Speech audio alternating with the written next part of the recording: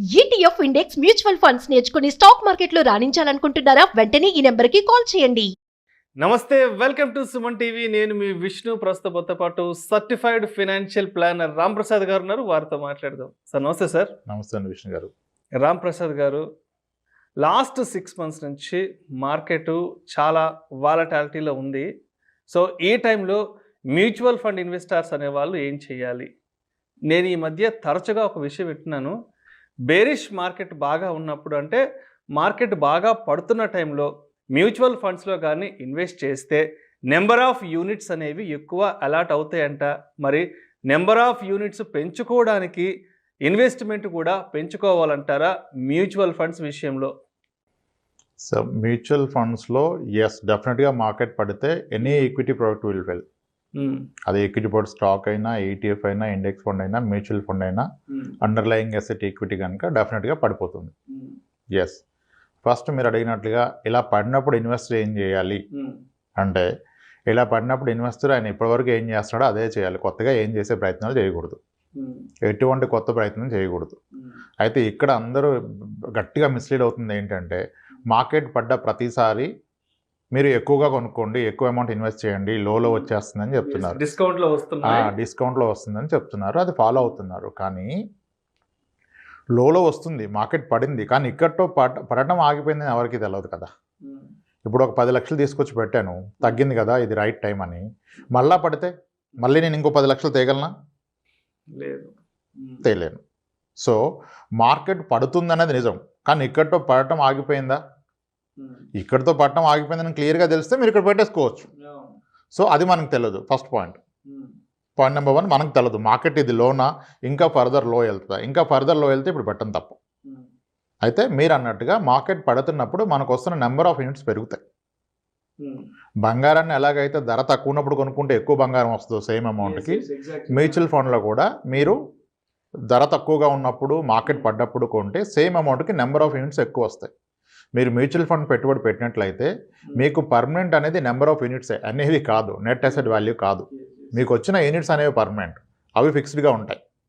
10 తులాలు బంగారం కొంటే బంగారం 10 తులాలే ఉంటుంది, బంగారం రేటు పైకి కిందకి అవుతుంది. సిమిలర్లీ మ్యూచువల్ ఫండ్లో మీరు కొన్న యూనిట్స్ సేమ్ ఉంటాయి, వాటి యొక్క unit rate up and down అవుతుంది.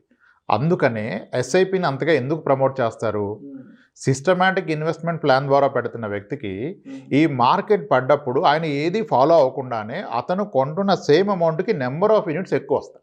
నెంబర్ ఆఫ్ యూనిట్స్ అనేవి ఎక్కువ వస్తాయి అంటున్నారు. అంటే కొత్తగా ఆ రోజు పెట్టే ఇన్వెస్టర్స్కి ఎక్కువ వస్తాయా?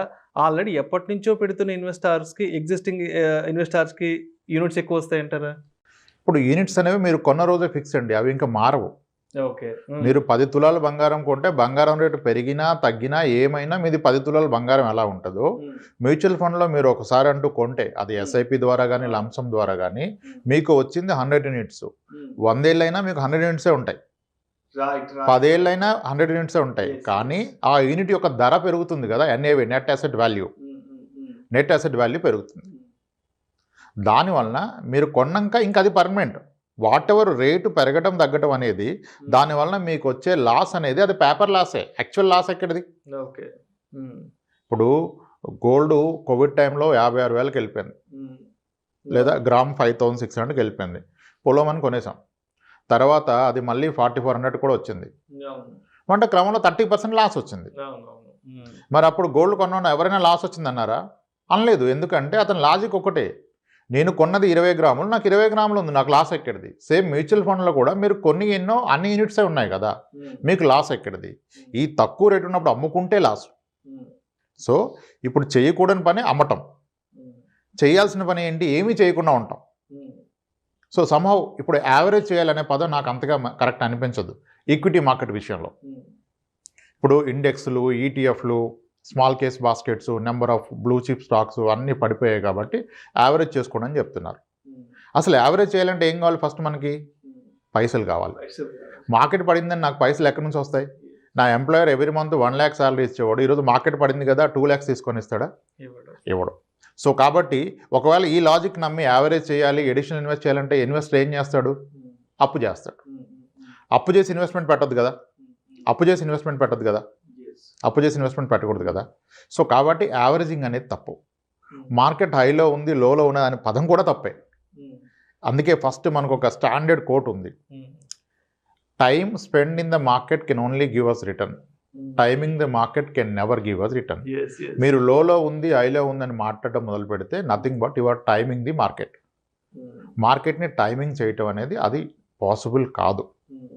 ఇప్పుడు 15 రోజుల క్రితం కనుక మార్కెట్ పడిందని యావరేజ్ చేసుకుని ఉంటే ఇప్పుడు ఆయన పరిస్థితి ఏంటి? మళ్ళీ పడింది కదా, ఇప్పుడు మళ్ళీ యావరేజ్ చేయడం డబ్బులు ఎక్కడి నుంచి వస్తాయి ఆయనకి? సో అందుకనే మొదటి నుంచి మన ప్రతి వీడియోలో నేను చెప్తుంది ఒకటే విషయం, మీ ఆబ్జెక్టివ్ ఆఫ్ ఇన్వెస్ట్మెంట్ ఏంటి, మీరు ఎందుకు పెడుతున్నారు? జూన్లో స్కూల్ ఫీజు కట్టే వ్యక్తి ఆ డబ్బులు కనుక పిల్లల స్కూల్ ఫీజు జూన్ జూలైలో కట్టాల్సిన వ్యక్తి ఈరోజు మార్కెట్లో పెడితే పరిస్థితి ఏంటి? మ్యూచువల్ ఫండ్లో పెడితే పరిస్థితి ఏంటి? కట్టలేడు. కానీ ఇప్పుడు పిల్లోడు వచ్చి 8th క్లాస్ చదువుతున్నాడు, అతని గ్రాడ్యుయేషన్కి 2028లో కట్టాలి ఫీజు, ఆయనకి ఇబ్బంది లేదు కదా. ఆయన 10 లక్షలు పెట్టాడు మ్యూచువల్ ఫండ్ స్టాక్స్, అది 7 లక్షలు అయిపోయింది. ప్రాబ్లం ఏంటి? 2028 నాటికైతే మార్కెట్ పైకి వస్తుంది, తప్పకుండా వస్తుంది. సో అతనికి ప్రాబ్లం లేదు. ఇప్పుడు ఆబ్జెక్టివ్ ఆఫ్ ఇన్వెస్ట్మెంట్ క్లియర్ ఉంటే మీరు మార్కెట్లో ఏం చేయాలో తెలుస్తుంది. కానీ మనకి 80% ఆఫ్ ద ఇన్వెస్టర్స్ ఏంటి, objective is very simple, money make చేయాలి, లాభాలు రావాలనే పెడుతున్నారు. లాభాలు రావాలనేది ఆబ్జెక్టివ్ కాకూడదు. మీ ఏ అవసరానికి మీరు డబ్బు కూడబెడుతున్నారు అది ఎప్పుడు ఉందనే దాన్ని బట్టి మీకు ఫండ్స్. ఇప్పుడు మ్యూచువల్ ఫండ్స్ అంటే అందరం ఈక్విటీ మ్యూచువల్ ఫండ్స్ మాడుతున్నాం. మ్యూచువల్ ఫండ్స్లో పలు రకాలైన ఫండ్స్ ఉన్నాయి, over night funds, liquid funds, short duration funds. Over night fund అంటే ఏంటండి? ఓవర్ నైట్కి ఇన్వెస్ట్మెంట్ చేయొచ్చు మ్యూచువల్ ఫండ్లో. లిక్విడ్ ఫండ్ 1 వీక్కి, 1 డేకి, 1 మంత్కి liquid funds are ideal. Okay, ఇంత కాంప్లికేషన్ ఎందుకంటే మీకు 3 మంత్స్కి 4 మంత్స్కి అయితే ఫిక్స్డ్ డిపాజిట్ ఐడియల్ అండి. Bank fixed deposit 90 days is most ideal product for a 90 days investment. ఇప్పుడు కొన్ని బ్యాంక్స్ సేవింగ్స్ అకౌంట్ మీద 5.5 to 6 ఇస్తున్నాయి, అన్ని బ్యాంక్స్ కాదు, కొన్ని బ్యాంక్స్, IDFC ఫస్ట్ లాంటి బ్యాంక్స్ ఇప్పుడు ఇస్తున్నాయి. సో లిక్విడ్ ఫండ్ కూడా 3.5 వేస్తుందండి, గొప్పగా ఏమి ఇవ్వట్లా. సో మీ అవసరం ఏంటో తెలిస్తే మీరు ఎక్కడ పెట్టాలో తెలుస్తుంది. ఇప్పుడు జూలైలో జూన్లో ఫీజు కట్టాల్సిన వ్యక్తి ఎక్కడ పెట్టాలి మనీని? ఖచ్చితంగా బ్యాంక్లోనే పెట్టాలి. అత్యాసకెళ్ళి మార్కెట్ బాగా పెరుగుతుంది, ఈ స్టాక్ కొంటే డబుల్ అవుతుంది అంటే అది రివర్స్ కూడా అవుతుంది. అప్పుడు స్కూల్ ఫీజు కట్టలేరు కదా. నేను ఇప్పుడు మా అబ్బాయి స్కూల్కి వెళ్తున్నాడు, నేను కాలేజ్ ఫీజు కట్టడానికి డబ్బులు దాస్తున్నాను, 6 ఏళ్ళు 8 ఏళ్ళు టైం ఉందంటే మీరు ఎక్కడైనా పెట్టచ్చు. అంతేగాని మార్కెట్ పెరుగుతుంది నేను పెడితే వచ్చేస్తుంది. ఎస్, మ్యూచువల్ ఫండ్స్ కానీ స్టాక్ మార్కెట్స్ కానీ విత్ ఇన్ క్వార్టర్లో 30% పెరిగిన ఉన్నాయి, ఆ దాఖలాలు ఉన్నాయి. విత్ ఇన్ క్వార్టర్లో 30% పెరిగాయి అన్ని స్కీమ్స్. 10 years ఓల్డ్ ఉన్న స్కీమ్స్ అన్ని బెస్ట్ క్వార్టర్ పర్ఫార్మెన్స్ చూస్తే మీరు మనీ కంట్రోల్కి వెళ్ళి విత్ ఇన్ క్వార్టర్లో 30% పెరిగాయి. సిమిలర్లీ వర్స్ట్ క్వార్టర్ చూస్తే విత్ ఇన్ క్వార్టర్లో 30% పడిపోయింది. మరి 3 నెలల్లో నాకు అవసరం ఉంటే నేను పెడితే 30% పడే అవకాశం కూడా ఉంది కదా. So it's has to be objective of investment should be right. మీరు యావరేజ్ చేయాలా, అమ్మాలా, కొనాలా? ఓకే, మ్యూచువల్ ఫండ్స్లో లాసులు రావండి, మ్యూచువల్ ఫండ్ లాస్ రాదు, ఇన్వెస్టరే లాస్ తెచ్చుకుంటాడు. ఎందుకు? యూనిట్స్ తగ్గితే లాస్. మీరు ఆ టైం ఇస్తే రాదు కదా. మీరు ఎందుకు పెట్టారో తెలిస్తే ఆ టైం తెలుస్తుంది మీకు. ఎందుకు పెట్టారో తెలియదు కనుక మీకు టైం తెలియదు, ఈ మార్కెట్కి రియాక్ట్ అవుతారు. మార్కెట్ పట్టడానికి ప్రతిరోజు ఒక కారణం ఉంటుంది కదా. ఇప్పుడు గత 3 ఏళ్ళుగా గ్లోబల్ పారామీటర్స్ చాలా కారణాలు అయిపోయినాయి. రీసెంట్గా లాస్ట్ 1 వీక్గా మనం రెపో రేట్లు పెంచాం, US ఫెడ్ రేట్లు పెంచింది. సో డాలర్ అంతా వెనక్కి వెళ్ళిపోతుంది, ఫారిన్ ఇన్వెస్టర్స్ అంతా అక్కడ ఫెడ్ రేట్లు పెరిగాయి కనుక హ్యాపీగా ఇక్కడ డబ్బులు తీసేస్తున్నారు. ఇది 6 నెలలుగా జరుగుతుంది, ఈ మధ్య కాస్త ఎక్కువగా జరుగుతుంది, అందుకని మార్కెట్ ఫాల్ కాస్త పెరిగింది. ఇది ఎప్పుడు రివర్స్ అయిద్దో మనకు తెలియదు, ఏ క్షణమైనా ఇది రివర్స్ అవ్వచ్చు, లింక్ వర్స్ట్ అవ్వచ్చు. కానీ ఒక 6 ఏళ్ళు 8 ఏళ్ళు ఉంటానంటే ఇబ్బందే లేదు. 6 నెలలకు పైసలు కావాలంటే ఈ రోజే మొత్తం తీసేసుకొని వెళ్ళిపోవాలి, ఎందుకంటే 6 నెలల పరిస్థితి ఏమిటో తెలియదు మనకి. యావరేజింగ్ అనేది రాంగ్ కాన్సెప్ట్. మీకు ఎందుకు పెడుతున్నారు, మీకు ఎంత కావాలి, ఎప్పుడు కావాలి, దాన్ని బట్టి దానికి ఏ ఫండ్ అనేది. ఓకే, ఈక్విటీ అంటే ఎస్ రిస్క్. మ్యూచువల్ ఫండ్స్ అంటే mutual funds are not only equity mutual funds, there are debt mutual funds. డెట్లో పలు రకాలు, ఓవర్ నైట్ ఉంది, లిక్విడ్ ఉంది, షార్ట్ డ్యూరేషన్ ఉంది, క్రెడిట్ రిస్క్ ఫండ్ ఉంది, కొన్ని థిమాటిక్ ఫండ్స్ ఉన్నాయి, డివిడెంట్ ఈల్డ్ ఫండ్స్ ఉన్నాయి. అందరం ఎంతో తల బాదుకొని ఏ స్టాక్స్ మంచి డివిడెంట్ ఇస్తాయని చేస్తున్నాం కదా, అవన్నీ కలిపి ఫామ్ చేసిందే డివిడెంట్ ఈల్డ్ ఫండ్. హ్యాపీగా బెస్ట్ డివిడెంట్ ఈల్డ్లో పెట్టేస్తారు, మీకు డివిడెంట్స్ వచ్చేస్తాయి టైమ్లీ. షెరియా ఫండ్స్ అన్నాం, రిలీజియస్ ఇన్వెస్టర్స్కి షెరియా ఫండ్స్ అన్నాం, thematic funds, international funds, country specific funds, Taiwan fund, China fund, ఇన్ని ఉన్నాయి. మీ ఆబ్జెక్టివ్ తెలిస్తే ఏది పట్టాలో తెలిస్తే అప్పుడు ఈ మిమ్మల్ని వర్రీలోకి తీసుకెళ్ళదు. అలా ప్లాన్ చేసుకోవాలి. మొత్తంగా మరి ఇప్పుడున్న ఈ మార్కెట్ కండిషన్స్లో కొత్తగా ఇన్వెస్ట్మెంట్ పెడదాం అనుకునే వాళ్ళకి, అదేవిధంగా ఆల్రెడీ ఎగ్జిస్టింగ్ ఇన్వెస్టర్స్కి మరి మీరు ఎటువంటి సూచనలు, సలహాలు తెలియజేస్తారు? ఎగ్జిస్టింగ్ ఇన్వెస్టర్స్ ఎందుకు పెట్టారో మీరు దానికోసమే పెట్టండి. మార్కెట్ పడిందని పెరిగిందని మీరు ఎటువంటి రియాక్షన్ వద్దు. కొత్తగా వచ్చే వాళ్ళు ఎందుకు వస్తున్నారో తెలుసుకోండి ఫస్ట్. మీరు అందరికీ వచ్చాయని మనకు వస్తాయి అనుకోవద్దు. మ్యూచువల్ ఫండ్స్లో 3 ఏళ్ళు పెట్టాక నెగిటివ్ రిటర్న్ ఉన్న టైం చాలా ఉన్నాయి. లంసం పెడితే 5 ఏళ్ల తర్వాత కూడా నెగిటివ్ ఉంది. ఎస్ఐపి పెడితే కూడా 3 ఏళ్ల తర్వాత నెగిటివ్ రిటర్న్ ఉంది.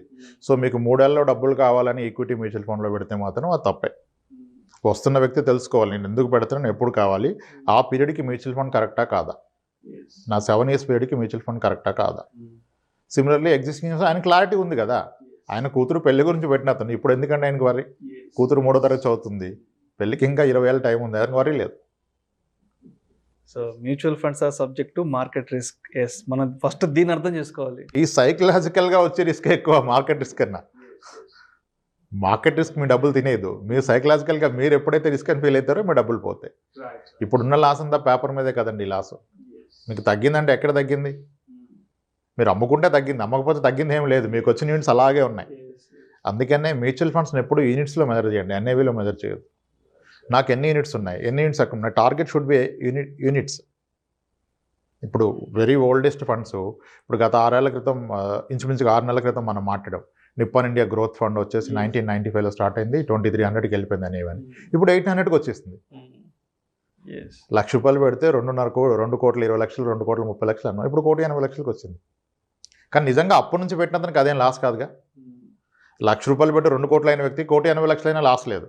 కానీ మొన్న ఆ మాటలు విని పెట్టి ఎవరైతే మొన్న ₹1,00,000 పెట్టి అది కిందకి వెళ్ళిపోయింది 80,000కి, అతనికి loss. So objective should be clear అండి. Right, thank you sir, thank you so much Ram Prasad గారు. ఇప్పుడున్న ఈ వాలటాలిటీ మార్కెట్లో మ్యూచువల్ ఫండ్ ఇన్వెస్టర్స్ అనేవాళ్ళు ఎటువంటి జాగ్రత్తలు తీసుకోవాలి, ఎటువంటి విషయాల పట్ల అవగాహన పెంచుకోవాలి అనే అంశం గురించి ప్రేక్షకులకు మీ విశ్లేషణ ద్వారా చాలా చక్కగా వివరించారు. Thank you so much sir. Right అండి విష్ణు గారు, థ్యాంక్స్. ఇలాంటి మరిన్ని interesting videos and valuable information కోసం వెంటనే మా ఛానల్ను సబ్స్క్రైబ్ చేయండి, లైక్ చేయండి, షేర్ చేయండి. అదేవిధంగా మీ అభిప్రాయాలను వీడియోస్ కింద కామెంట్స్ రూపంలో మాకు తెలియజేయండి. This is Vishnu signing off.